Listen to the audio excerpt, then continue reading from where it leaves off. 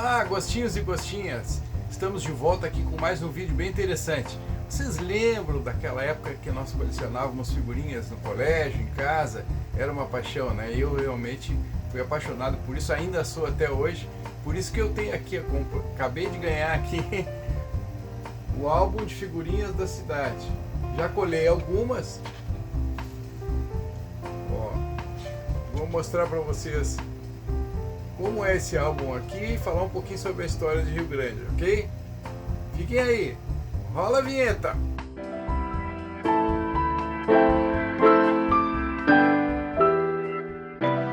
Então galera, aqui é o álbum, aqui as figurinhas, estou recortando e colando.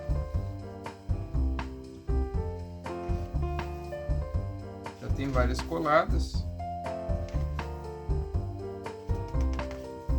e vou colar até preencher todo o álbum, certo? Quem é que lembra como era gostoso, né? Ó, aqui é 45. Eu não sou historiador, vocês sabem disso, sou advogado só e não tenho a pretensão, né, contar a história de Rio Grande para vocês. Eu só quero contextualizar a história que é contada aqui no álbum, né? Então, os historiadores, se cometer algum engano, me perdoem, que é só a ideia é poder facilitar quem não teve acesso a esse álbum, poder recordar um pouco mais sobre a cidade, a história da nossa cidade, né? Vocês sabem que há milhares de anos atrás já existiam índios aqui, né? Dizem que é da tribo Umbu. E depois, embora o Brasil tenha sido descoberto em 1500, né, a partir de 1514 já passaram por Rio Grande várias expedições, né? Uma das mais conhecidas é a do Fernando de Magalhães, em 1520, né? Eles visavam o Mar do Prata, né? Porque havia uma disputa muito grande ali conforme o Tratado de Tordesilhas, por aquela região ali do Prata. E ora era conquistada pelos espanhóis, ora era retomada pelos portugueses, porque segundo Portugal, aquilo ali pertencia a Portugal. E segundo os espanhóis, aquela região onde é hoje Uruguai e Argentina, seriam espanholas, né? Mas na época o Portugal ainda tinha interesse naquela região ali. Então o coronel Cristóvão Pereira mesmo, ele foi enviado antes de Silva Paz para cá para poder ocupar a região. Ele era um coronel tropeiro, também tinha como missão angariar gado para mandar lá para Laguna e de Laguna subir para o Rio de Janeiro, então cavalos, gado.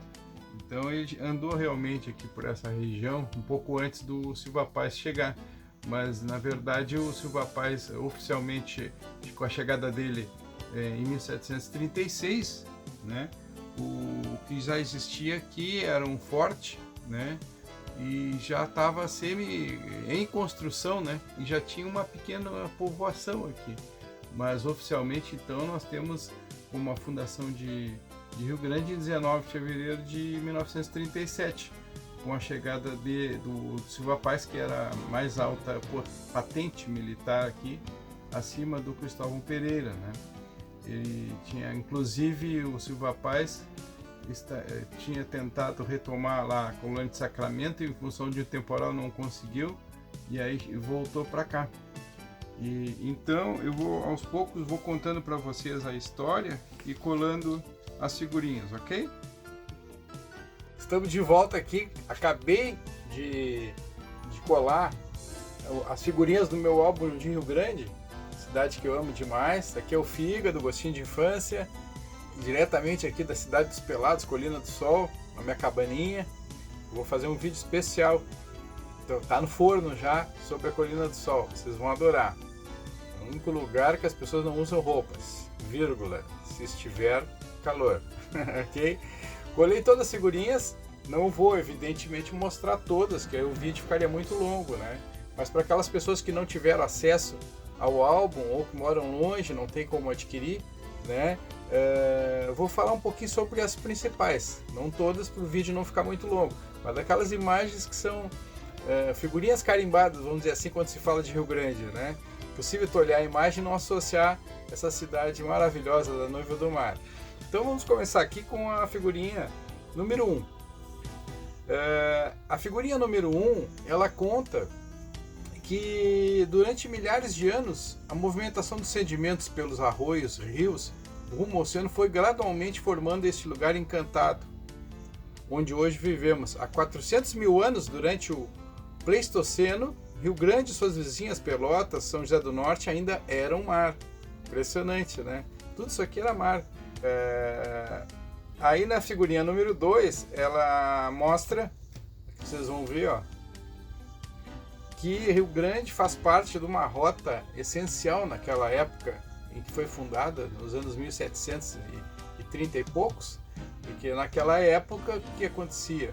A capital era no Rio de Janeiro e Rio Grande era utilizada como uma rota de percurso dos tropeiros que vinham pegar gado e cavalos para abastecer as tropas imperiais que ficavam no Rio de Janeiro. Então, desde Colônia do Sacramento, passando por Rio Grande até Laguna, onde lá podia seguir a pé ou embarcar, Rio Grande era meio de caminho, vamos dizer assim. Por isso que o Cristóvão Pereira foi enviado para cá para desbravar os matos, enfrentar os índios, fazer as estradas, né, para possibilitar esse deslocamento de tropas e mantimentos que eram levadas para o Rio de Janeiro. Só que na época, né, além do problema do mato fechado, dos índios, eu falei para vocês que os primeiros índios que andaram aqui pelo território do Rio Grande do Sul foram da tribo Umbu, mas depois vocês podem ver aqui na gravura, outras tribos também estiveram por aqui, né? E aí depois de enfrentar mato, água, atoladouros, índios e toda sorte de adversidades, né, Cristóvão Pereira conseguia fazer esse traslado com o gado para abastecer as tropas imperiais lá no Rio de Janeiro.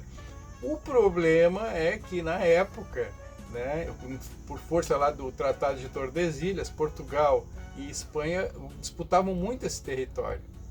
Por força das condições aqui, todo mundo queria acessar o Canal do Prata, a própria entrada de Rio Grande, embora não conseguisse entrar, mas era um porto, né, que viria futuramente ser estruturado para a entrada de navios de grande calado.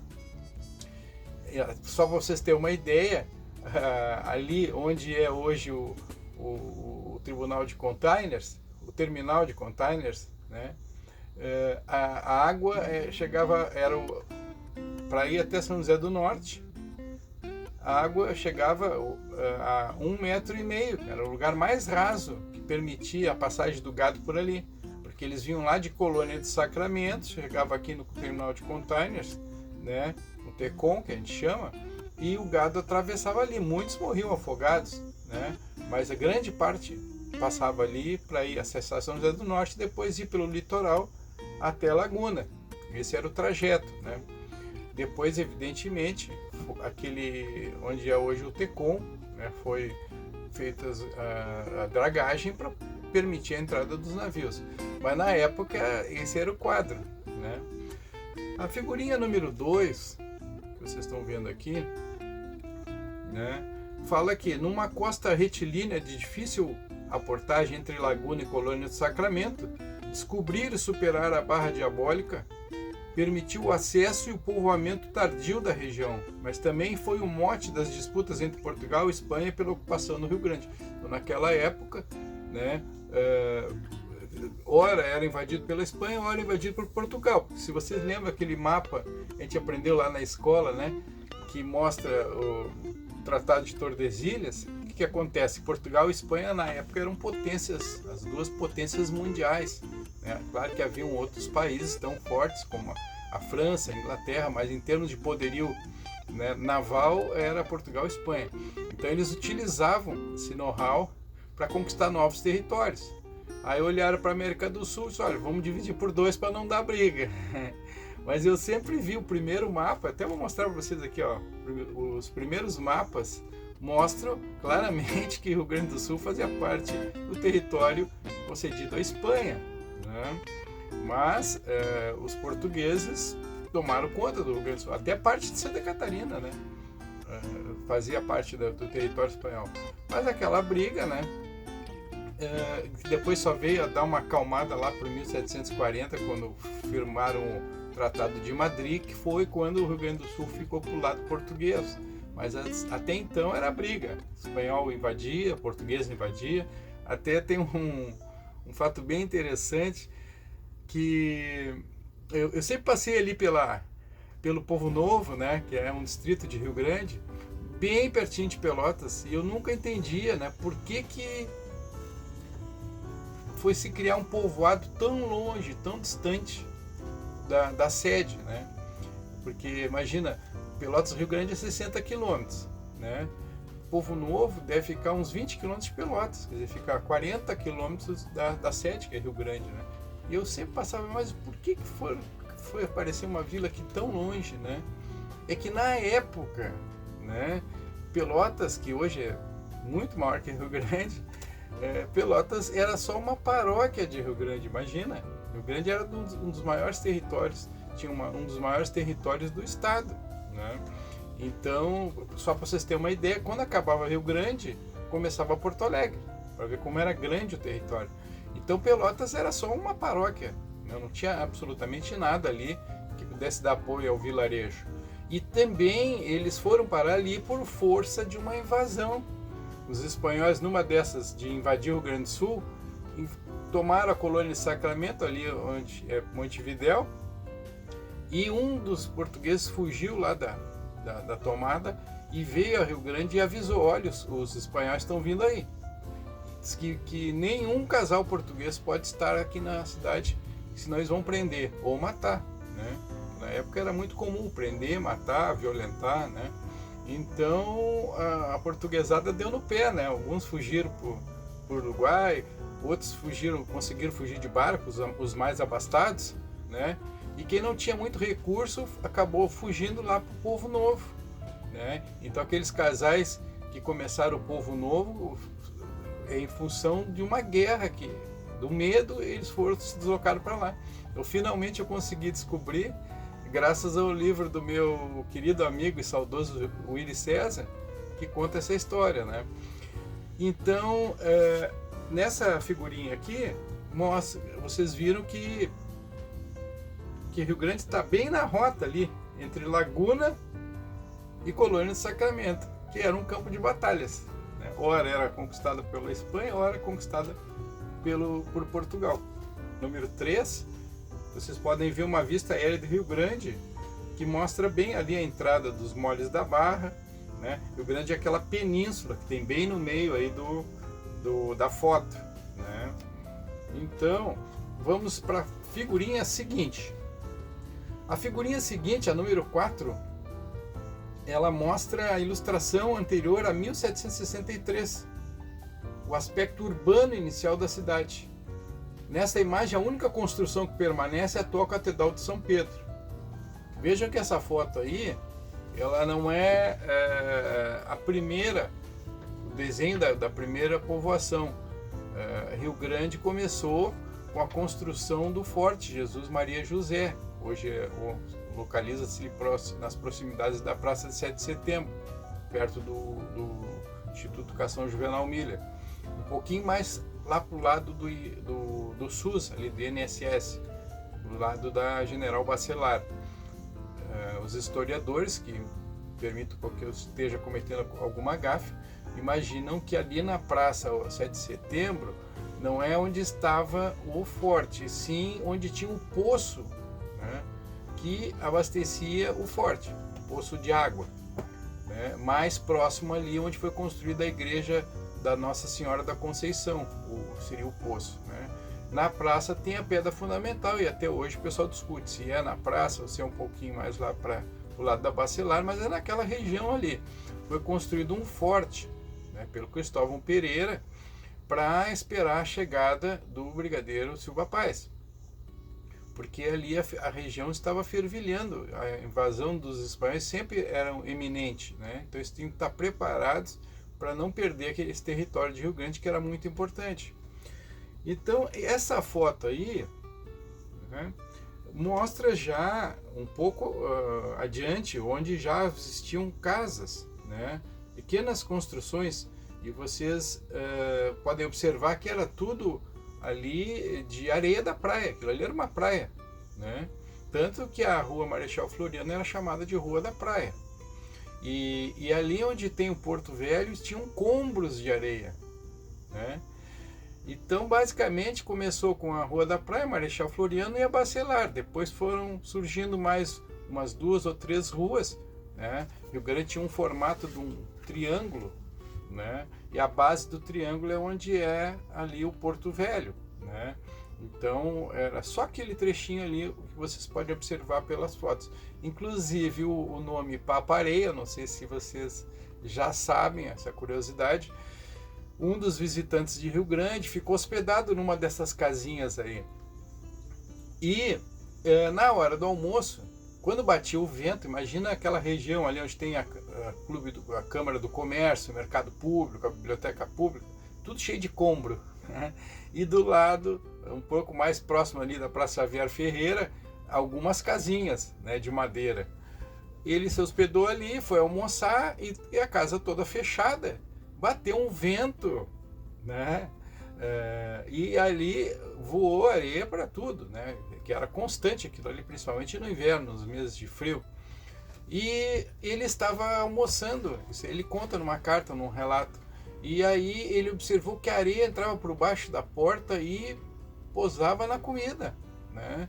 E aí ele apelidou os rio-grandinos de Papa-Areia, né? Porque a gente literalmente, nossos antepassados comiam areia por força dessa ação do vento que tinha, dos combros de areia, dos cômoros, né? A gente fala combro lá no cassino, mas a palavra correta é cômoros de areia, sofriam uma erosão ali e iam parar dentro das casas. Imagina casa de madeira, né, com fresta, né? Então daí veio a expressão papareia.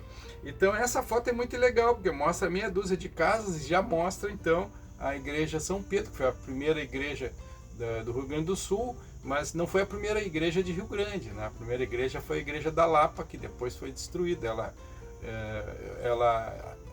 Ela foi construída, uma pequena capelinha de madeira, naquela região onde é ali, próximo da Praça dos Enforcados, do lado da Associação de Caridade Santa Casa, ali na Aquidabã, perto da Visconde de Paranaguá, né?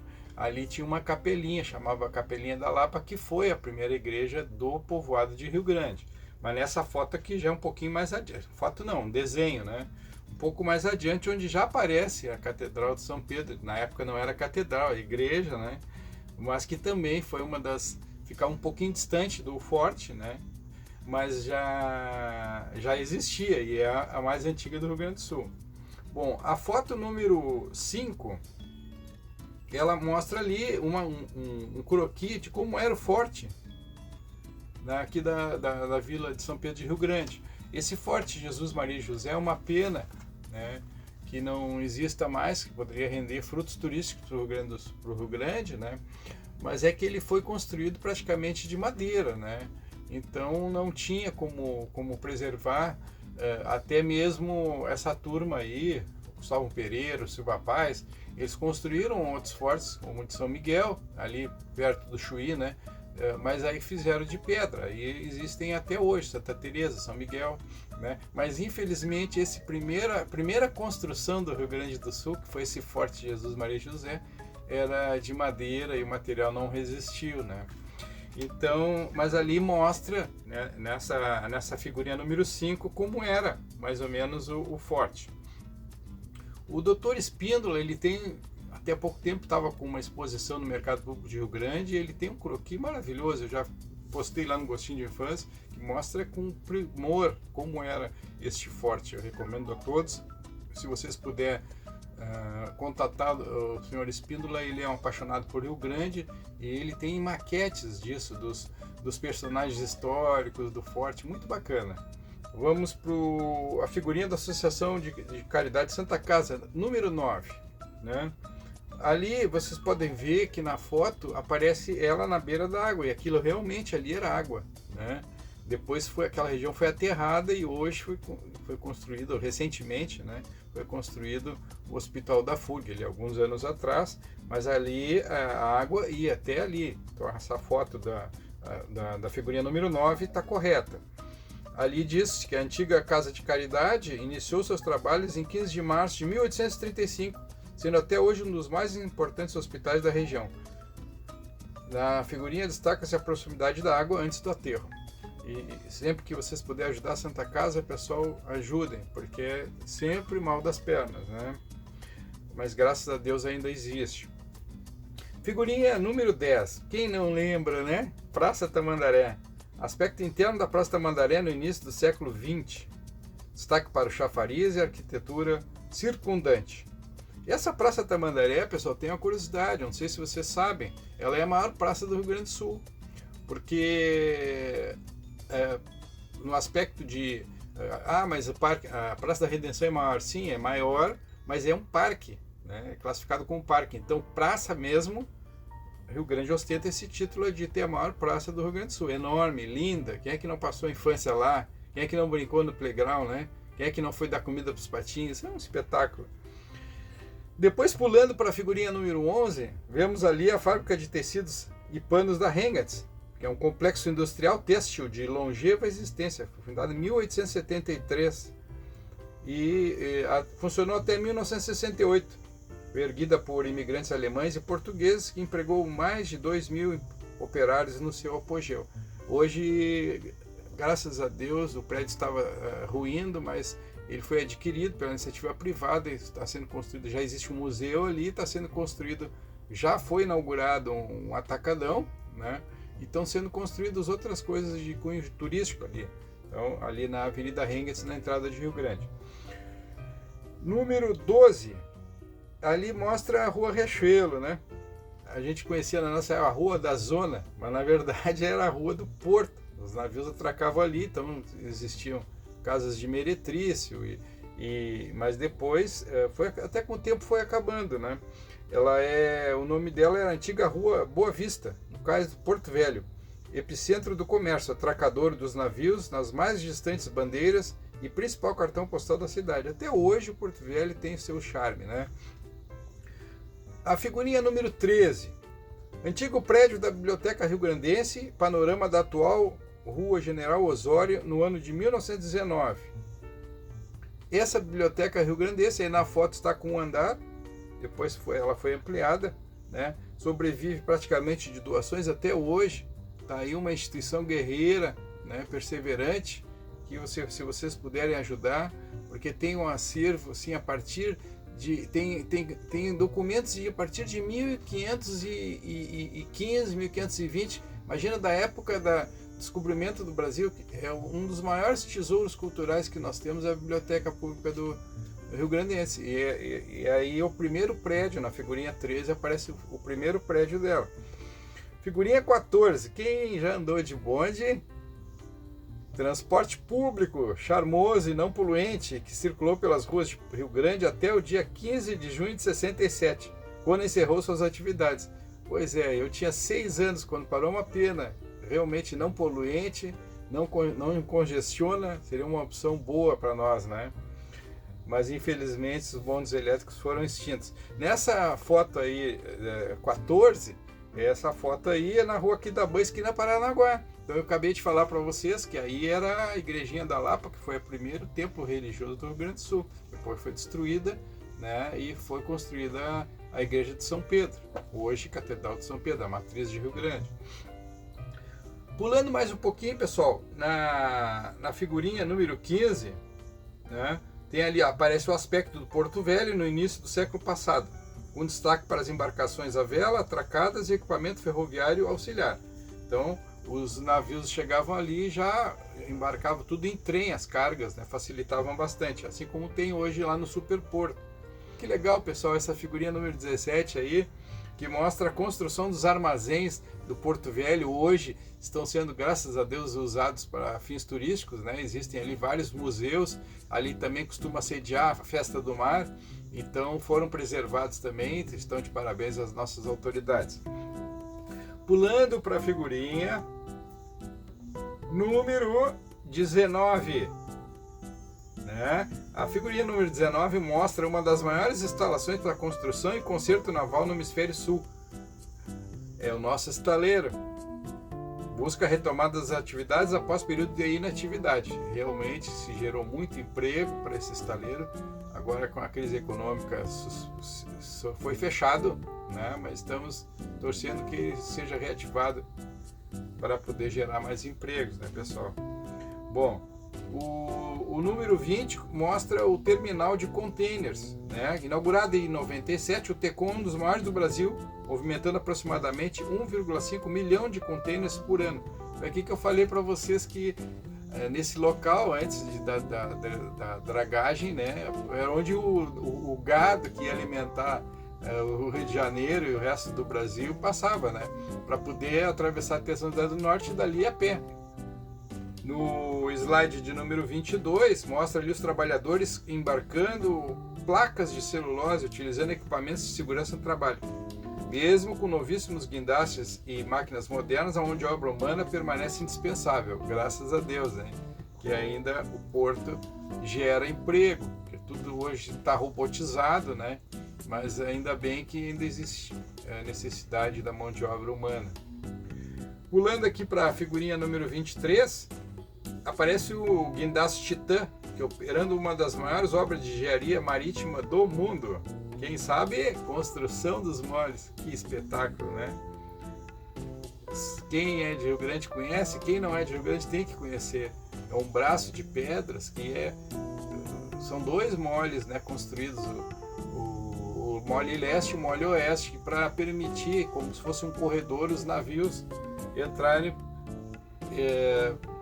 por meio deles e terem acesso à Lagoa dos Patos e também ao nosso porto aqui, né?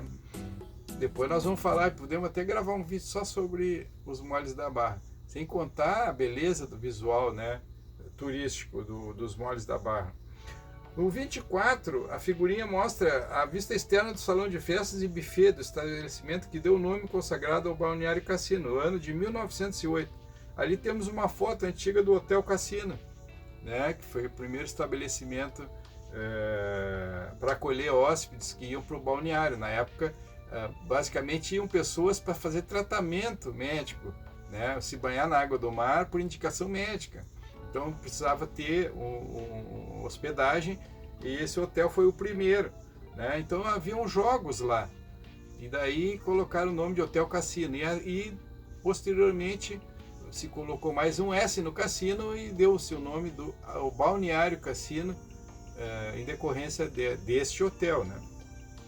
Na figurinha número 25, aspecto da praia em meados do século XX, destacando as estruturas de madeira utilizadas para amenizar o sol e o vento. Não sei se vocês lembram, os mais antigos talvez lembrem, né? Eu cheguei a pegar esses guarda-sóis aí, estranhos de madeira, mas eficazes, né? A gente sentava ali e não pegava sol. Isso eram alugados ou cedidos pela prefeitura, né? Hoje não existem mais, hoje as pessoas pegam gazebo, pegam o seu próprio guarda-sol e ficam. Aliás, a Praia do Cassino tem esse diferencial, né, de ser praticamente uma das poucas praias do Brasil que permite a pessoa colocar o veículo do seu lado, né, colocar um guarda-sol, uma tenda, fazer um churrasco ali.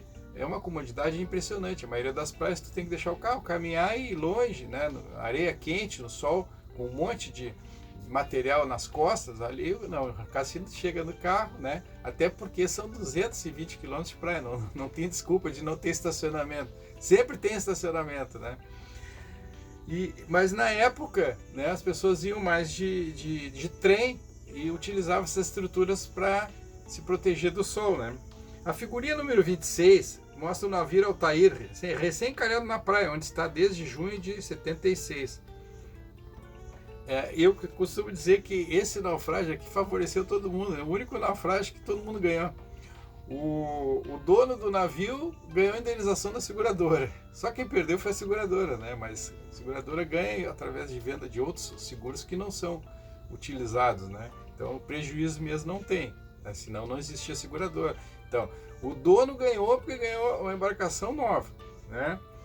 Os marinheiros foram todos resgatados, né, pelos moradores ali do cassino, principalmente pescadores, né?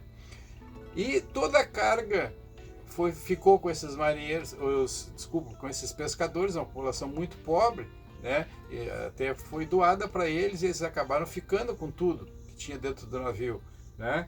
E não morreu ninguém, todos foram resgatados em vida. Então, e além disso, né, se tornou um ponto turístico desde 76, que hoje, claro, só tem pequenos resquícios do Altair lá, mas até hoje vai gente lá para tirar foto do lado do navio, né? Eu mesmo cheguei a entrar dentro do navio, mergulhar, fui no gabinete do comandante, havia toda a estrutura preservada, depois que a maresia foi se decompondo, né? E hoje então tem pequenos destroços na praia, infelizmente, mas durante, né, 50 anos serviu como ponto turístico, então foi um naufrágio que deu certo, eu costumo falar. Bom, vamos então adiantando para não ficar muito longo o vídeo. O 27 ali, nessa figurinha, mostra o que? Equipamentos sobre trilhos movidos pela força dos ventos que conduz turistas e comunidades através do Mole Oeste. Símbolo do local, sua origem está ligada aos primeiros construtores, de onde vem seu nome, wagonnet, foram franceses, né?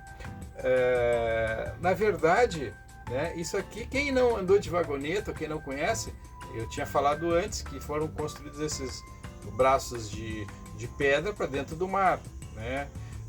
Então, para fazer esse deslocamento, que são vários quilômetros, é feito com uma vagoneta. O que é uma vagoneta? Ela tem 4 rodas, né, como se fosse aquela roda do carro sem a borracha, né? Encaixa em cima do trilho, né?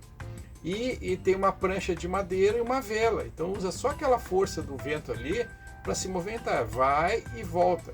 Todos os rio-grandinos que devem saber do que eu estou falando, mas quem não é rio-grandino, né, pode observar aí na figurinha número 27, maravilhoso, gostoso, o passeio vale a pena, pessoal. Ainda muitos usam a vagoneta para ir na ponta dos moles, chegar lá e pescar e depois voltar de vagoneta, quer dizer, um transporte barato, né, saudável, né, e ecológico. Usa só o vento. Depois temos ali na figurinha 29 a figura da estátua de Iemanjá, quem não conhece, né, feita pelo nosso artista plástico Érico Gobi, né, inaugurado em 76, tornando-se, para além de símbolo religioso, ponto de referência no balneário. Uma das maiores festas religiosas que existe no Rio Grande do Sul, né, ocorrem de frente à estátua de Iemanjá. Bom, a figurinha número 30, veraneio na Praia do Cassino, reúne milhares de pessoas e automóveis à beira-mar. Aquilo que nós estávamos falando, né? Mostra ali um monte de gazebo todo, o pessoal fazendo seu churrasquinho. É uma delícia, inclusive agora, quando estão gravando esse vídeo, deve estar rolando um monte de churrasquinho lá, que está um dia lindo, um dia quente, né? Vamos adiante, então. Na figurinha 31 mostra a chegada do imperador Dom Pedro II ao cais do Porto Velho em 1865, por ocasião da Guerra do Paraguai. Destaque para o grande afluxo de populares, inclusive com a presença de uma banda de música.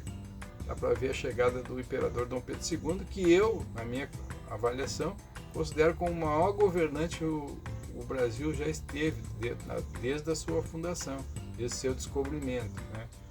Esse cara era o cara. Mostra ali a base de lançamento de foguetes espaciais do projeto Eclipse da NASA, montada na região da Querência, no Cassino, em outubro de 66, composta de veículos, aparelhos, técnicos, cientistas e pessoal de apoio. Pessoal, eu lembro de estar presente, só que eu tinha 5 anos, né? E a minha casa ficava perto da Querência, e a polícia passou por todas as casas para pedir para não ficar nenhuma criança lá, porque havia risco, né? Aquele dia haveria um eclipse e a NASA desceu. Lembra daquela frase, agora a NASA vem? A NASA já veio, veio para o cassino e montou um projeto ali para lançamento e testes de foguetes enorme, mega projeto, né? E eu queria ver, mas eu não podia, era criança, mas aí eu me escondi dentro do guarda-roupa. E aí lá em cima de casa ainda tinha um terraço, eu vi o lançamento de foguetes de camarote, vamos dizer assim. Me lembro como se fosse ontem, né? Isso aqui foi em 1966, viu? Curioso, né? 34, figurinha, detalhe do interior da primeira igreja erguida no estado, em 1755. Patrimônio Histórico Nacional, tombado pelo IPHAN em 1938, é a sede da Diocese do Rio Grande. Bom, essa foi a figurinha 34. A 35 mostra ali a embarcação que realiza diariamente o transporte de passageiros entre Rio Grande e São José do Norte. Quem não pegou, né, a barca para ir a São José do Norte, nossa querida São José do Norte, gostamos tanto dela. Muita gente mora em Rio Grande, trabalha em São José do Norte e vice-versa. Então, como elas são divididas por água da Lagoa dos Patos, então é necessário pegar essa lancha ou balsa, seja o que for, né, para poder se deslocar até São José do Norte. Ali na foto mostra uma lancha já mais moderna. Eu já peguei na época aquelas lanchas pequenas, né? Isso aqui já é um tipo de catamarã que faz o transporte. Embora também existam lanchas antigas que continuem fazendo, agora em 2023, esse transporte.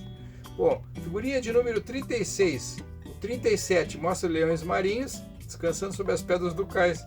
Você sabe que de todas essas figurinhas eu já conhecia todos. A única coisa que eu não conhecia, e era rio-grandino, eu tinha vergonha de dizer que eu não tinha conhecido, era leão marinho. É claro que lá no Centro de Recuperações do Museu Oceanográfico eu já tinha visto, mas assim, no habitat natural nunca tinha visto. E só para me contrariar, agora, o ano passado eu estive lá na Páscoa para comprar camarão na beira do cais ali e passei um casal de leões marinhos maravilhosos, filmei, coloquei lá no Gostinho de Infância. Foi a primeira vez que eu vi, embora já tivesse ido um monte de vezes lá na Ponta dos Moles, nunca tive a sorte de ver que lá tem direto leão marinho, lobo marinho, toda a fauna ali na Ponta dos Moles, mas eu nunca conseguia ir. Agora, então, ano passado eu vi. Fiquei muito feliz. Depois, vamos ver aqui a refinaria Ipiranga. Quem é que não lembra da refinaria Ipiranga, né? Ela foi fundada em 7 de setembro de 1937, empregou grande parte da cidade, foi responsável direta pelo crescimento da cidade, pelo surgimento da universidade, da FURG, né? Todos nós temos um carinho muito especial pela refinaria Ipiranga, que daí derivou várias empresas, mais de 30 empresas derivadas depois, né? Refinava o petróleo, aqui distribuía para o Brasil inteiro e só não cresceu mais por força da própria Petrobras, que impunha limites de crescimento, né? Então, essa refinaria, eu mesmo trabalhei no Grupo Ipiranga, na parte de marketing, muitos anos, é uma empresa maravilhosa e está guardada num cantinho do meu coração. A figurinha 49, que fala do pórtico de Rio Grande, né?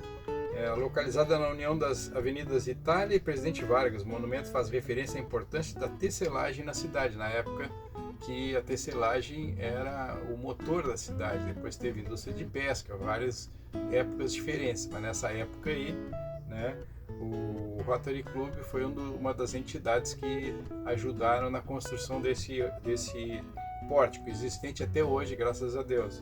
Quem não lembra, né, canalete da Avenida Major Carlos Pinto, que coisa mais linda, existe até hoje, né? E é um cartão postal da cidade do Rio Grande, com certeza. Na figurinha número 53 mostra a doca do mercado público, criado através de um decreto de 1841. O mercado público do Rio Grande é um dos mais antigos do estado. Na imagem se destaca a banca do peixe, ponto de comércio de pesca artesanal oriunda do estuário da Laguna dos Patos, lá que eu fui comprar camarão. Sempre que eu vou ao Rio Grande, muitas pessoas aqui da colina me encomendam camarão. Eu compro aí exatamente esse local. Figurinha número 52, pôr do sol na orla da Henrique Pancada. Puxa vida, foi revitalizada essa orla aí, tá a coisa mais linda. É outro cartão postal de Rio Grande. Na figurinha número 56 mostra a doutora Rita Lobato. Foi a primeira mulher a se formar em medicina e exercer profissão no Brasil. E a segunda em toda a América do Sul. Interessante que há pouco tempo atrás a Globo fez uma minissérie contando a história da Pilar, que teria sido a primeira médica, né? Mas ela se inspira na história da Rita Lobato, que é rio-grandina. Só que a maior gafe da emissora foi ter mencionado dados que não estão corretos, principalmente sobre o nascimento da primeira médica, que foi em Rio Grande, né? E também, inclusive, sobre o local onde ela teria estudado. Na minissérie da Globo, diz que ela estudou no exterior, e na verdade foi no Brasil que ela se formou médica, né? Então, na figurinha 57 se mostra aqui a dona Iná Emil Martensen, que todos sabem o que ela representou para as artes aqui. Até falar sobre a dona Iná, né, é desnecessário, todo mundo associa ela ao trabalho maravilhoso que ela fez no Rio Grande, principalmente na Escola de Belas Artes Heitor de Lemos. O diretor há muitos anos promoveu, como poucos, né, a cultura aqui no Rio Grande. E seguindo aqui a figurinha número 59, destaca a figura do Dr. Carlos Santos, que foi o primeiro homem negro a ser eleito presidente da Assembleia Legislativa do Rio Grande do Sul e a ocupar o governo do estado. Foi fundador e primeiro presidente do Sindicato dos Operários Metalúrgicos do Rio Grande, além de professor do Ginásio Lemos Júnior, colaborador e correspondente dos jornais aqui locais. Esse cara era o cara, né? Deputado Carlos Santos, quem conheceu, quem não conheceu, saiba que era ilustre, brilhante. E não se podia deixar de falar na figura do Dr. Francisco Martins Bastos, na figurinha número 60. Ele simplesmente se mudou para Rio Grande aos 29 anos, mas foi mais rio-grandino que muitos rio-grandinos, né? Fundou as empresas de petróleo Ipiranga, foi um dos pioneiros da indústria de refinaria petrolífera no Brasil e transformou Ipiranga em um dos maiores grupos privados do Brasil. Ele era muito humanista, doutor honoris causa, e tem um currículo enorme aqui. Eu me lembro, só para resumir sobre o Dr. Bastos, uma vez eu estava na Praça Tamandaré esperando o ônibus para ir para o cassino, e encostou um Mercedes-Benz ali e perguntou se eu queria carona, eu e minha namorada. Aí eu até estranhei, né? Aí entrei, vou pegar carona pro cassino, né? Até onde eu sei, assaltante não anda de Mercedes-Benz, né? Aí perguntei, quando fui ver, era o Dr. Bastos, né? E ele disse que sempre que ia pro cassino, ele passava ali no ponto de ônibus para levar as pessoas, né? Então, esse episódio, só por si próprio, já mostra um pouco da figura do Dr. Bastos, quem foi o Dr. Bastos, né? A importância dele como homem humanitário, muito querido, além de ser um profissional de excelência, né?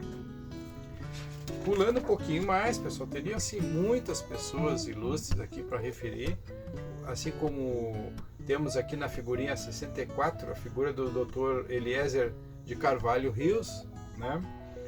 Ele foi o fundador e diretor por mais de 50 anos do Museu Oceanográfico, além de fundador do curso de Oceanologia da FURC. Responsável por uma coleção de 51 mil conchas, e até hoje contribui para se aproximar a comunidade das ciências do mar. Quem não conhece o Museu Oceanográfico, né? Isso aí é obra do professor Eliezer Rios, né? Na 66, o Museu Oceanográfico, acabei de falar, recomendo a todos que não conhecem Rio Grande visitar. Temos ali na figurinha número 69 o Museu Náutico, né? Esse Museu Náutico, pessoal, eu falei para vocês que ele foi construído onde eram os depósitos do Porto Velho, né? Os armazéns ali. Então é muito bacana, muito legal, recomendo que todos vão conhecer. Na figurinha número 70 mostra ali outro personagem importante aqui da nossa história, né? Vivo ainda, graças a Deus, né? Ele é o oceanógrafo, doutor honoris causa, Dr. Lauro Barcelos, muito querido, além de ser uma pessoa muito importante nessa área, ele é muito querido como pessoa, né? E tem um currículo enorme aqui. Pulando para a figurinha número 71, nós vemos ali o peixe de óculos. Esse é um peixe que tem exposto lá no Museu Oceanográfico. Em função de um tumor, ele ficou com as feições humanas. Faz muito sucesso lá. Não tem um turista que entra no Museu Oceanográfico que não tira foto com o peixe de óculos, né? Figurinha 79, pessoal. Puxa vida, Biblioteca Rio Grandense, que nós já falamos sobre ela, né? Aqui já nessa foto, com 2 andares. A número 80, a Escola de Belas Artes Heitor de Lemos. Aí nessa foto ela está já onde era o antigo Prado. Essa parte da construção eram os camarotes onde haviam as corridas de cavalo, né? Foi tudo adaptado então no andar térreo que foi instalada a Escola Heitor de Lemos, Escola de Belas Artes. a figurinha 87, né? A figura do caranguejo manchado, né? Quem nunca levou uma mordida de caranguejo na Praia de Caceta, né? Não pode dizer que é Rio Grandina. Depois temos ali na figura 89 o CRAN, que é Centro de Recuperação de Animais Marinhos. Isso é um trabalho fantástico, um dos trabalhos maravilhosos do biólogo Lauro Barcelos, oceanógrafo, desculpa. Ele que criou esse centro de recuperações. Todos os animais que aparecem por aqui são capturados ou trazidos por embarcações e são tratados como pacientes em hospitais, maior conforto, maior mordomia, né? E depois que eles estão curados são devolvidos ao meio ambiente, que é um trabalho maravilhoso. Quem puder, conheça lá, né, no interior das dependências do Museu Oceanográfico, né, o Centro de Recuperações de Animais Marinhos. E finalizando, né, a foto essa aqui da entrada dos navios nos moles da Barra, mostra por que foi construído, né? A água muito revolta ali, imagina saindo com uma quantidade de milhões de litros de água da lagoa, encontrando com a água do mar, nenhum navio entraria ali se não houvesse a construção desses dois braços de pedras aqui, para os navios entrar como se fosse um corredor. Eles entram tranquilos ali, claro, com a ajuda da praticagem da barra, né? Mas possibilitou a entrada e a criação do porto, né? E acesso a todas as embarcações até Porto Alegre, né? E aí a entrada da Lagoa dos Patos. E finalizando, lugares e paisagens bonitas, né? E por fim, aqui, além da presença dos golfinhos, dos botos, nós vemos na última imagem, né, uma vista aérea da cidade do Rio Grande que mostra aquilo que eu tinha falado, que é uma península cercada de água por todos os lados. Pessoal, era isso por enquanto. Agradeço muito a atenção de vocês. Mais uma vez, se você curtiu, né, curta, se inscreva no nosso canal para receber outros vídeos interessantes, né? E meus agradecimentos aqui à minha prima Jaqueline Acosta, que me mandou esse álbum, né, e a Prefeitura de Rio Grande, que mandou para repor esse álbum. Então eu fiquei com 2 álbuns, né? E um deles eu usei para comentar com vocês. O que eu desejo para vocês é muita paz e muita saúde.